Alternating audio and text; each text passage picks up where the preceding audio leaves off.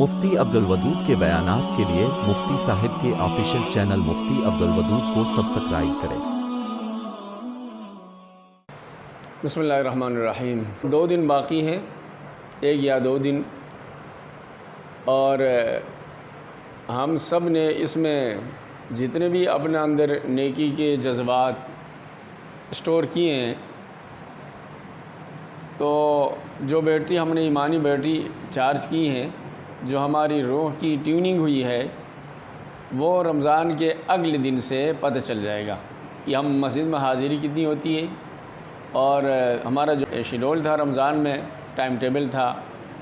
اس میں کیا تبدیلی آتی ہے، کیا دوبارہ ہم مسجد کا رخ کرتے ہیں یا اگلے رمضان تک کے لیے مسجد کو الوداع کہتے ہیں۔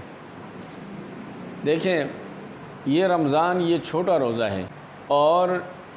کلمہ پڑھنے کے بعد جب انسان اسلام میں داخل ہوتا ہے وہ اصل روزہ ہے، اور وہ ہمیشہ ہمیشہ کا روزہ ہے۔ چھوٹا روزہ تو پورا ہو رہا ہے، لیکن بڑا روزہ اپنی جگہ موجود ہے۔ اور دوسری بات یہ ہے کہ رمضان بھر میں جو بھی ہمارا مائنڈ اسٹرکچر بنا ہے، نیکی کی جو ہم نے تعمیر کھڑی کی ہے کچی پکی، ہم رمضان کے بعد اس کو ڈھانے کا عمل شروع نہیں کریں، بلکہ مزید اس کی فنیشنگ کی فکر کریں، اس کو اور مضبوط بنانے کی فکر کریں، اور اس بلڈنگ کو، اس دیوار کو، اس اسٹرکچر کو مزید مضبوط کرنے کے لیے کچھ اور چیزیں اس میں ایڈ کرنا شروع کر دیں۔ اور جو ہم نے ہماری ایمانی بیٹری چارج ہوئی ہے، اس کی چارجنگ کو ضائع ہونے سے بچانے کے لیے ہم بیٹری سیور یعنی استغفار کا سلسلہ شروع کریں مستقل طور پر،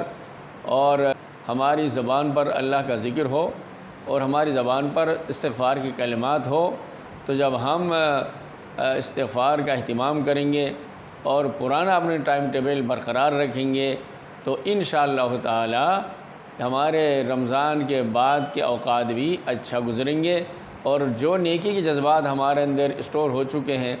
نیکی کی ترغیب پیدا ہوئی ہے، نیکی کی خواہش پیدا ہوئی ہے،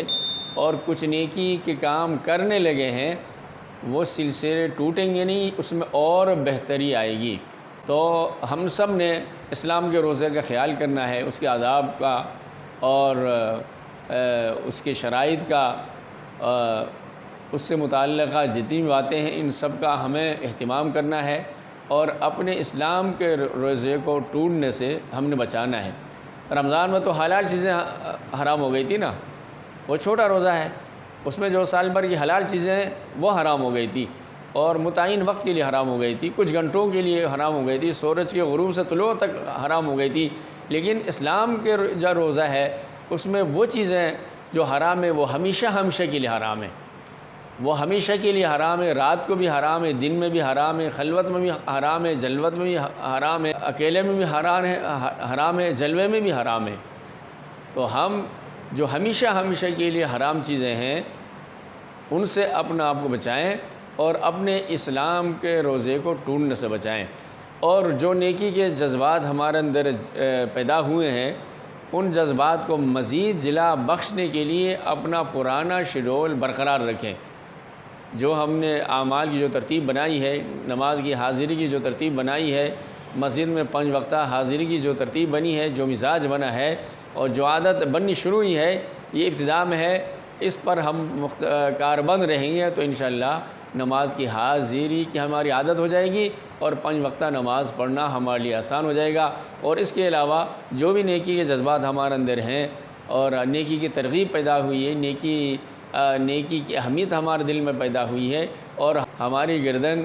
اللہ رسول کی باتوں کے سامنے جھکنے کے لیے تیار ہے اور جھک رہی ہے، تو ان تمام سائن جو ہیں، جو گڈ سائن ہیں، ان کو ہمیں اپریشیٹ کرنا چاہیے، اور ان جذبات کی آبیاری کی فکر کرنی چاہیے، ان جذبات کو ضائع ہونے سے بچانے چاہیے۔ نیکی کے جذبات یہ بہت باغیرت مہمان ہوتے ہیں۔ نیکی کی جذبات کی ہم قدر کریں گے اور اس پر عمل کریں گے تو یہ جذبات برقرار رہیں گے۔ نیکی کی توفیق مستقل ہو جائے گی اور ہمیشہ ہمیشہ کے لیے نصیب ہوگی۔ لیکن اگر نیکی کے جذبات کی ہم ناقدری کریں گے، اللہ کی توفیق جو ہمارے شامل حال ہوئی ہے، اس توفیق سے ہم فائدہ اٹھانے کی کوشش نہیں کریں گے تو یہ جذبات ہم سے رخصت ہو جائیں گے، ہم پھر پرانی پوزیشن پہ چلے جائیں گے۔ اس وجہ سے ہم سب کو رمضان کے جاتے ہی اپنے آپ پر نظر رکھنی چاہیے اور اپنے آپ کی نگرانی کرنی چاہیے، اپنے آپ کو سمجھانا چاہیے اور اپنے نفس کی ڈرائیونگ سیٹ پر بیٹھ کر نفس کو اللہ رسول کے مرضی کے مطابق چلانے کے لیے بھرپور کوشش، بھرپور دعائیں، بھرپور جستجو کرنی چاہیے۔ اللہ تعالی ہم سب کو توفیق عطا فرمائے۔